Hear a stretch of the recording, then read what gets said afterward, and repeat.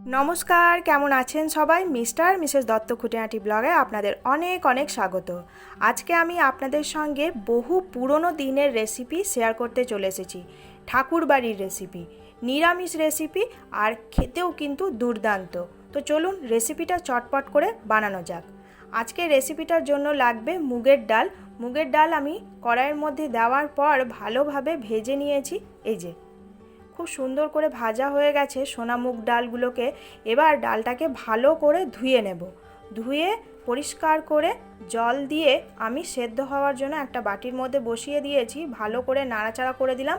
আর এই যে ডালের ফেনাগুলো থাকে সেগুলোকে তুলে আমি এইভাবে ফেলে দেব। এর আগেও কিন্তু আমি পুরনো দিনের রেসিপি আপনাদের সঙ্গে শেয়ার করেছিলাম। সেই রেসিপিগুলোও কিন্তু আপনাদের সবার খুব ভালো লেগেছিল, আর আশা করি আজকের এই রেসিপিটাও কিন্তু খুব ভালো লাগবে। এখনকার জেনারেশনদের কাছে কিন্তু পুরনো দিনের রেসিপি একেবারেই হারিয়ে যাচ্ছে। তার জন্যই ভাবলাম এই রেসিপিটা কিন্তু শেয়ার করা যেতেই পারে। তো দেখুন, মুগের ডালটা কিন্তু খুব ভালোভাবে সেদ্ধ হয়ে গেছে। আমি এখানে ডালের ফেনাগুলো কন্টিনিউয়াসলি ফেলে দেওয়ার চেষ্টা করছি, আর ডালটাও খুব সুন্দরভাবে সেদ্ধ হয়ে গেছে। এবার বাকি প্রসেসটা রেডি করি। বাকি প্রসেসের জন্য এখানে নিয়েছি কয়েকটা পটলের খোসাগুলোকে ভালো করে ছাড়িয়ে নিয়েছি, আর দুই ভাগে এইভাবে লম্বা লম্বা করে কেটে নিয়েছি পটলগুলো। কড়াইয়ের মধ্যে সাদা তেল দিয়ে তেলটা গরম করে দেওয়ার পর পটলগুলোকে ভাজতে দেওয়ার জন্য দিয়ে দিলাম। পটলের মধ্যে কিন্তু কোনো রকম নুন হলুদ কিছুই দিইনি, শুধু পটলগুলোকে আমি ভাজতে দেওয়ার জন্য এখানে দিয়ে দিয়েছি। এবার উল্টে পাল্টে দিয়ে লাল লাল করে কিন্তু পটলগুলোকে ভেজে নেব।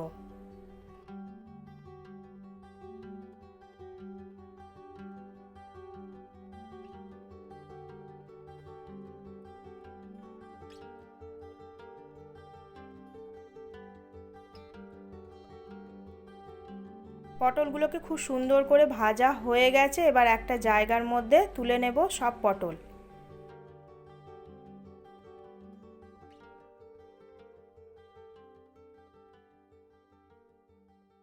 কড়াইয়ের মধ্যে পটল ভাজার যে তেলটা ছিল সেই তেলের মধ্যেই আমি দিয়ে দিলাম ফোড়ন। ফোড়নের জন্য কিন্তু আমি দিয়েছি এখানে গোটা জিরে আর একটা শুকনো লঙ্কা, আর দিয়ে দিলাম কয়েকটা চেরা কাঁচা লঙ্কা, আর দিয়ে দেব একটা বড় সাইজের টমেটো।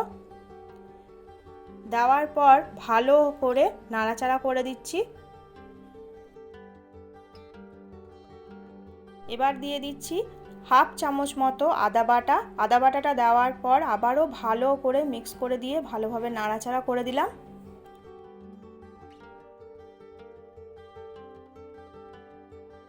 এবার একে একে দিয়ে দেব নুন হলুদ আর লঙ্কার গুঁড়ো। প্রথমেই দিয়ে দিলাম স্বাদ মতো নুন, আর হাফ চামচ মতো হলুদ গুঁড়ো, হাফ চামচ মতো লঙ্কার গুঁড়ো। সব কিছু দেওয়ার পর ভালোভাবে আবারও মিক্স করে দিচ্ছি।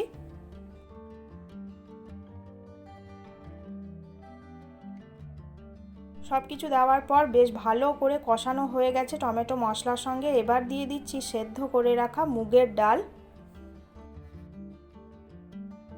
ডালটাকে দেওয়ার পর ভালোভাবে আর একবার মিক্স করে দিলাম।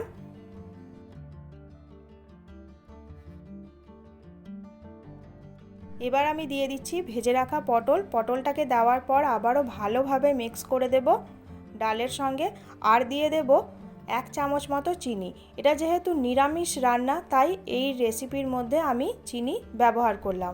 আপনারা যদি চান চিনিটাকে স্কিপ করে দিতে পারেন, কিন্তু মুগের ডাল একটু মিষ্টি মিষ্টি হলে কিন্তু খেতে বেশ ভালোই লাগে। চিনিটা দেওয়ার পর সব কিছু আবারও ভালোভাবে মিক্স করে দিচ্ছি। মিক্স করে দেওয়ার পর দিয়ে দিলাম 1 কাপ মতো দুধ। এই দুধটা কিন্তু ফোটানো ছিল, আর নর্মাল টেম্পারেচারের এই দুধটা ছিল। 1 কাপ মতো দিয়ে দেওয়ার পর সব কিছুকে আবারও ভালোভাবে মিক্স করে দিয়ে মোটামুটি এটাকে 2 থেকে 3 মিনিটের জন্য ভালোভাবে ফুটতে দেব। ব্যাস, ফুটতে শুরু করে দিয়েছে। আজকের রেসিপি কিন্তু একেবারে পারফেক্ট। আজকের মুগেশ্বরী বা পটল মুগের এই রেসিপি আপনাদের কেমন লাগলো অবশ্যই কমেন্টে জানাতে ভুলবেন না।